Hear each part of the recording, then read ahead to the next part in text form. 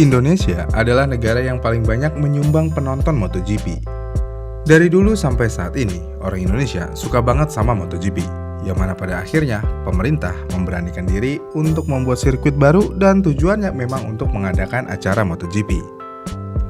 Dengan ambisi yang ada dan antusiasme yang tinggi, akhirnya Indonesia punya trek berstandarisasi internasional dan bisa menyelenggarakan MotoGP.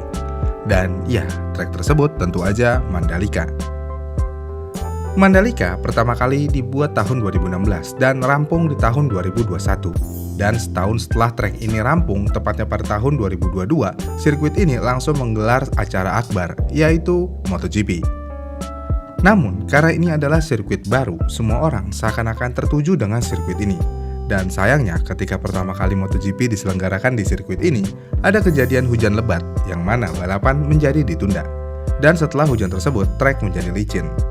Namun sebelum kejadian hujan, Marc Marquez mengalami crash yang sangat mengerikan di Mandalika ketika melakukan warm up di tikungan 7. Marquez bisa mengalami kecelakaan karena dia kehilangan kendali di bagian belakang motornya, yang pada akhirnya Marquez mengalami high side dan Marquez jatuh secara brutal ke aspal. Dan insiden ini menyebabkan Marquez mengalami gegar otak ringan dan beberapa memar, yang pada akhirnya Marquez tidak diizinkan mengikuti balapan. Dan insiden ini langsung mendapatkan perhatian oleh banyak pihak. Kemudian selain kejadian Marc Marquez, 1 tahun kemudian ada kejadian lainnya di Mandalika, yang mana Luca Marini terlibat dalam kecelakaan saat balapan setelah bersenggolan dengan Brad Binder. Dan insiden ini menyebabkan Marini mengalami patah tulang selangkah, yang akhirnya cedera ini memaksanya absen dari beberapa seri balapan berikutnya untuk pemulihan.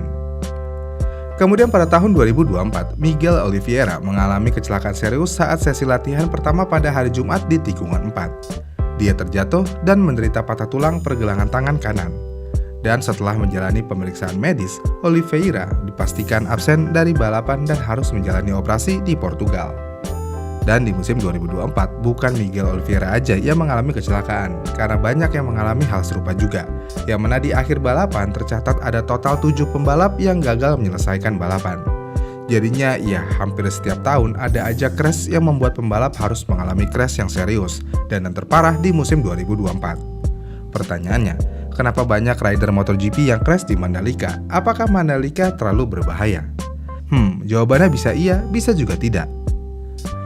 Mandalika adalah sirkuit baru yang dirancang untuk memenuhi standar internasional, dibangun di tengah kawasan wisata yang masih berkembang. Dan trek ini menjadi kebanggaan Indonesia sekaligus tantangan baru bagi para pembalap MotoGP. Tapi ada satu hal yang perlu kita ingat.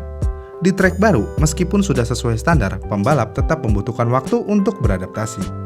Ya, pembalap harus tetap bisa beradaptasi di trek baru. Mungkin para pembalap yang sudah terbiasa dengan sirkuit legendaris seperti Mugello atau Phillip Island tidak akan kesulitan untuk membalap di sana. Namun ketika ada trek baru seperti Mandalika, tentu aja pembalap harus melakukan adaptasi lagi. Apalagi Mandalika dikenal memiliki karakter yang berbeda khususnya di tikungannya. Tikungan Mandalika dikenal cukup teknikal, terutama di sektor kedua dan ketiga. Di sektor ini ada tikungan tajam yang membutuhkan pengereman mendadak, lalu langsung diikuti dengan akselerasi cepat. Dan disinilah banyak pembalap yang tergelincir. Kemudian selain tikungan tersebut, salah satu tikungan yang sering menjadi jebakan adalah tikungan 10 dan 11. Di sini banyak insiden terjadi.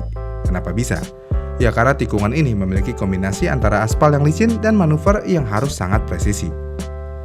Ngomong-ngomong aspal yang licin, salah satu keluhan utama yang muncul sejak pertama kali Mandalika digunakan adalah soal permukaan aspalnya. Pada awal debutnya, banyak pembalap yang mengeluhkan trek Mandalika terlalu licin. Ini bisa kita buktikan ketika di beberapa sesi balapan, para pembalap sering kehilangan kendali di tempat-tempat yang seharusnya aman. Dengan adanya keluhan ini, muncul sebuah pertanyaan utamanya. Apakah ini berarti Mandalika tidak memenuhi standar? Sebenarnya nggak juga, karena mau bagaimanapun, pihak penyelenggara tentu aja sudah bekerja keras untuk memperbaiki trek ini. Dan setelah keluhan dari balapan pertama, penyelenggara juga langsung melakukan resurfacing di beberapa bagian sirkuit untuk meningkatkan grip. Tapi ya tetap aja, mau bagaimanapun, aspal baru tentu akan membutuhkan waktu untuk beradaptasi dengan ban dan gaya balap motor MotoGP. Selain itu, ada faktor lain yang juga mempengaruhi grip, yaitu cuaca. Di daerah tropis seperti Lombok, hujan bisa turun kapan aja tanpa peringatan. Dan seperti yang kita tahu, trek basah adalah musuh utama pembalap. yang berarti permukaan aspal yang sudah licin menjadi semakin sulit dikendalikan saat terkena air. Dan kita bisa lihat di beberapa balapan sebelumnya bagaimana hujan membuat banyak pembalap kehilangan kendali. Tikungan yang seharusnya bisa dilalui dengan kecepatan tinggi berubah menjadi jebakan yang mematikan. Salah langkah sedikit aja, motor bisa langsung tergelincir. Kemudian selain faktor teknis seperti trek dan cuaca, ada juga faktor psikologis yang sering luput dari perhatian. Bayangkan, kalian adalah seorang pembalap yang baru pertama kali balapan di Mandalika. Trek ini terasa asing, dengan tikungan-tikungan yang belum dihafal sepenuhnya. Ditambah lagi ada tekanan besar untuk tampil maksimal karena ini adalah ajang bergengsi. Dengan adanya kombinasi antara ketegangan mental dan kondisi trek yang sulit membuat para pembalap sering membuat kesalahan. Karena yang mau bagaimanapun, dalam dunia balap, kesalahan kecil aja bisa berakibat fatal. Misalnya, terlambat sedikit dalam pengereman, atau terlalu cepat membuka gas di tikungan. Hasil akhirnya bisa jadi crash yang mengerikan. Dan untuk membuktikan hal ini, banyak pembalap MotoGP yang secara terbuka mengakui bahwa Mandalika adalah salah satu sirkuit yang paling menantang secara mental. Dan mereka harus benar-benar fokus dari awal hingga akhir, karena sedikit aja kehilangan konsentrasi, maka insiden bisa terjadi gitu aja. Pertanyaan utamanya, apakah Mandalika terlalu berbahaya untuk balapan MotoGP? Jawaban sebenarnya tidak sesederhana itu. Mandalika bukanlah sirkuit yang berbahaya dalam arti tidak aman.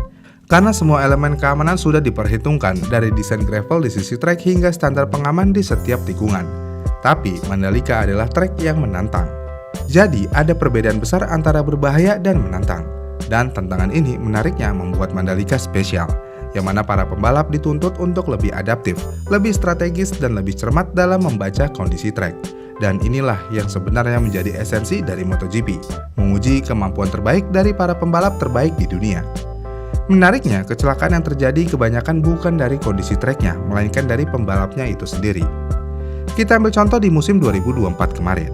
Menurut MGPA atau Mandalika Grand Prix Association, setelah crash tersebut, mereka melakukan koordinasi dengan race control, dan MGPA menegaskan bahwa insiden tersebut disebabkan oleh kesalahan pembalap itu sendiri, bukan karena faktor eksternal dari lintasan.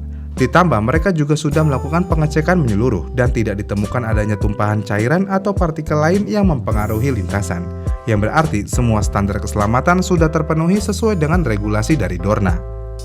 Selain itu, menurut MGPA, pihak mereka juga tidak menerima keluhan apapun dari Dorna terkait kondisi trek Mandalika.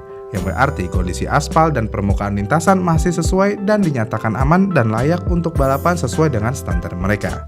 Jadinya, ya, trek Mandalika adalah trek yang layak. Karena jika kita lihat beberapa crash yang pernah terjadi, itu memang kesalahan pembalap dan motornya. Misalnya kayak Marc Marquez di musim 2022. RC213V adalah motor yang liar dan sulit dikendalikan. Kita semua tahu hal tersebut. Dan ketika Marc Marquez crash di Mandalika, secara harfiah Marquez baru pertama kali di trek tersebut.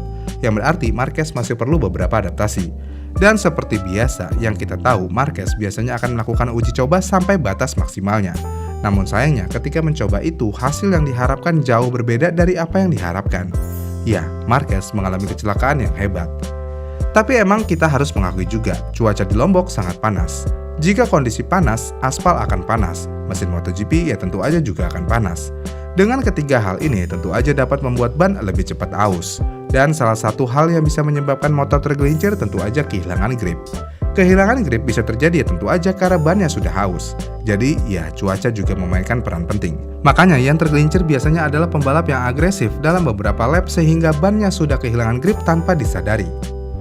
Balapan MotoGP berbeda seperti F1 yang mengharuskan mengganti ban. Jadinya ya cuaca juga memainkan peran penting khususnya ke ban. Tapi karena uniknya cuaca di Lombok ini menjadikan Mandalika menjadi trek yang sangat unik. Itulah Mandalika, trek kebanggaan orang Indonesia.